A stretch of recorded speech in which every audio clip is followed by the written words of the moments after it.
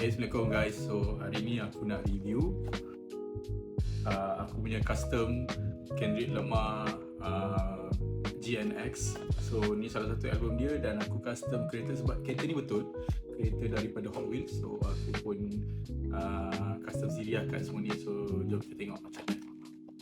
Okay guys, so ini kereta, actually aku jumpa kereta ni dalam salah satu ada movie dekat Fast and Furious kot, ada GNX ni. So masa aku jumpa kereta ni, masa ni pun tengah hangat lah, ada tahun 2024, 2023 yang Kendrick Lamar dia apa tu ada gaduh beef dengan Drake. So aku suka dua-dua actually, tapi memandangkan kereta ini available dekat Hot Wheels, masa tu aku tengah usah-usah tengok kan, dia aku nampak kereta ni sebiji dengan album dia. So aku kata okay lah, why not aku custom sendiri kan, dan aku buat.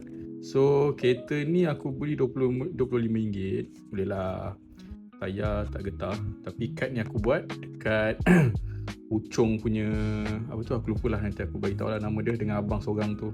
So memang kemas lah abang ni buat. Dia bagi detail apa, aku bayar ni dalam RM20 tak silap aku.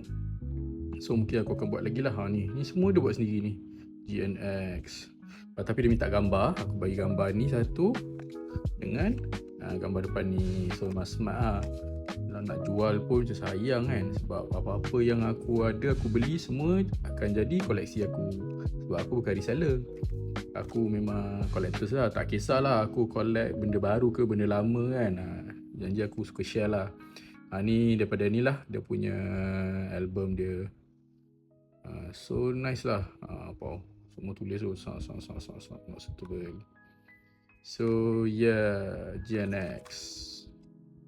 Okay, tunggu next video.